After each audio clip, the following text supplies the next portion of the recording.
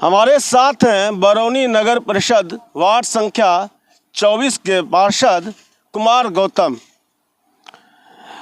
इन्होंने ही पिछले दिनों मुहिम छेड़ी थी पुल निर्माण की मांग को लेकर, और यहाँ पर आप लोगों ने प्रदर्शन भी किया था, आमरण अनशन। वहाँ इन्होंने आमरण अनशन किया था। कई जनप्रतिनिधि यहाँ आए थे और बहुत से स्थानीय लोग भी आए थे।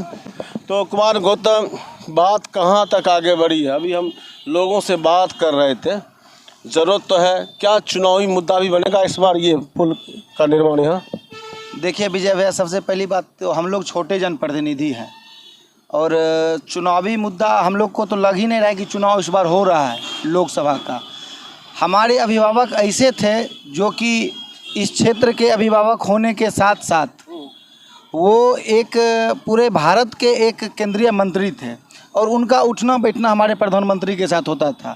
तो अगर उनके नज़र में ये थोड़ी सी भी बात रहती, प्रधानमंत्री जी के कान में भी बोल देते कि हमारे बगल में एक पुल है, बहुत लोग वहाँ मर रहे हैं, किसानों का वहाँ परवल सूख रहा है, धूप में खड़े खड़े जानवर मर जा रहे हैं, अभी देख रहे हैं स्थिति देख रहे हैं इतनी बुरी है।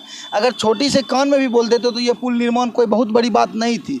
लेकिन जो भी हमारे सांसद हुए उन्होंने कभी इस ओर ध्यान ही नहीं दिया।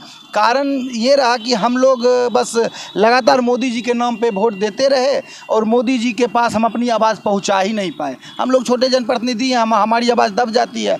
पिछले बार भी जब हम लोग यहाँ से अनशन से उठे थे तो उसके बाद हमारे ऊपर, आपको पता ही है, SC/ST का केस लगवा दिया गया था। तो जनप्रतिनिधि जो हम लोग हैं तो उस हिसाब से हम लोग नहीं कर पा रहे हैं, बड़े स्तर पर नहीं जा पा रहे हैं, और जो बड़े जनप्रतिनिधि हैं वो हम लोग की बात को सदन में रख नहीं पाते हैं। पिछले 20 साल से गौतम, एक बात बताइए, NDA के ही सांसद चुने जा रहे हैं बेगूसराय में। लोग बड़ी उम्मीद से उनको चुनते हैं। क्या लगता है कि अब फिर से चुनाव है तो ये एक बार मुद्दा बनेगा? को चाहिए था कि 20 साल से अगर वो सरकार में है तो वो यहाँ पे पुल बनवाए। पिछले दिनों हम लोग को बताया गया था कि तेजस्वी यादव ने पुल को रोक के रखा हुआ है, उनके यहाँ फाइल रुका हुआ है। लेकिन देखिए समय इतना अच्छा बदला कि चुनाव से पहले तेजस्वी यादव भी उप मुख्यमंत्री नहीं रहे और फिर सरकार में NDA आ गई। बिहार में भी सरकार NDA की और केंद्र में भी NDA की।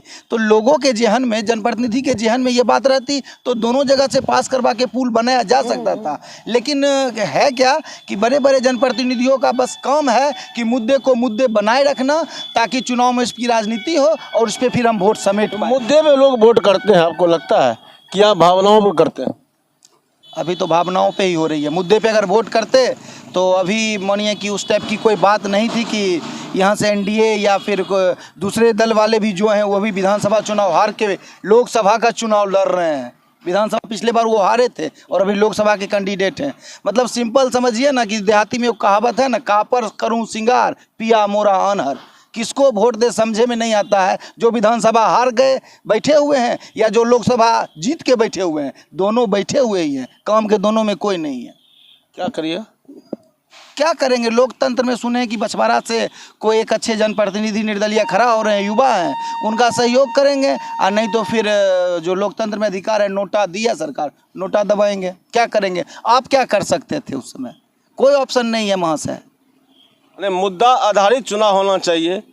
चुनाव में मुद्दे बन ही नहीं पाए, ये बड़ी बात हो जाती है। ऐसे में देखना है बरौनी के लोग क्या करते हैं इस बार लोकसभा चुनाव में। अपनी आकांक्षाओं के साथ जाते हैं या भावनाओं के साथ।